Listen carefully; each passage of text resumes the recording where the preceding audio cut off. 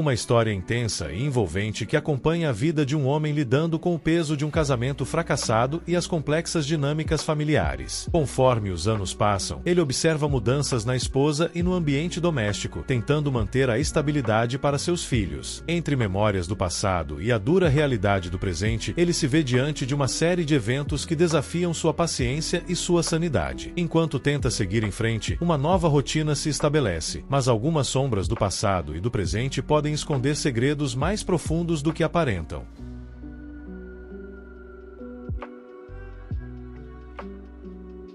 Minha esposa infiel me deu um soco, mas meu plano de vingança a chocou. Eu sei que isso deve dizer algo sobre minha personalidade. Talvez seja a culpa que meus pais usavam para me manter na linha quando criança. Talvez fosse apenas minha natureza. Tudo o que sei é que, mesmo quando criança, havia algumas noites em que eu acordava de um pesadelo horrível em que eu havia cometido algum crime terrível e era apenas uma questão de tempo até que viessem me pegar. Eu conhecia minha culpa, sabia que as provas estavam por aí e sabia que seria pego. Meu coração disparava, eu me sentava de súbito no meio do sono profundo e lutava para voltar a dormir. O engraçado é que não tenho mais esses sonhos. Quando conheci minha esposa, ela era doce e amorosa. Ela ria quando eu fazia uma piada e conquistou minha mãe na primeira vez que se encontraram. Fomos casados por 12 anos e tudo correu bem nos primeiros anos, até cerca de 6 meses após o nascimento do nosso primeiro filho, uma filha. Foi quando ela começou a mudar. No início foi gradual, levou anos. Tivemos um segundo filho, um menino, nascido 2 anos depois, o que pareceu consolidar sua nova personalidade, e a cada ano que passava, ficava pior. Ela se tornou irritadiça comigo e fazia comentários maldosos para as crianças. Digamos apenas que a maternidade não combinava com minha esposa. Tentei conversar com ela sobre isso mais vezes do que consigo lembrar, mas essas tentativas só levavam a discussões que ela mesma criava. Eventualmente, desisti de tentar consertar um casamento quebrado por forças desconhecidas e passamos a viver 2 vidas paralelas. Se você me perguntasse o que fiz para merecer isso, eu não saberia responder. Ela era apenas uma mulher infeliz, nunca satisfeita com o que tinha e sempre querendo mais. À medida que as crianças cresciam, ela encontrava mais razões para ficar fora de casa. Essas eram suas distrações e elas se tornaram cada vez mais frequentes com o passar dos anos. Eu chegava do trabalho e passava por minha esposa no corredor enquanto ela saía. Você precisa preparar o jantar, estou saindo. Que surpresa! Chegou a um ponto em que eu via essas palavras como um presente. As noites em que ela saía eram calmas em casa. Eram as noites em que ela ficava que eu detestava. Eu fazia a maior parte dos jantares e fazia as compras. Eu sabia o que tinha na geladeira e planejava as refeições da semana. Conforme as crianças cresciam, elas se aproximavam de mim, pois eu me tornava tanto pai quanto mãe para elas. Isso não está certo. Um pai espera que seus filhos fiquem felizes ao vê-lo chegar em casa, mas sabe que a mãe é o centro de suas pequenas vidas. Meus filhos pareciam se esconder em seus quartos até que eu chegasse e então corriam para brincar comigo. Eu sentia que não a conhecia mais. A mãe dela havia traído o pai e transformado a traição em um estilo de vida. Minha esposa viu o que isso fez com ele. Sua mãe ameaçou levar as crianças, então ele ficou e sofreu até que elas fossem para a faculdade. Então, ele foi embora. Minha esposa viu a dor que a traição de sua mãe causou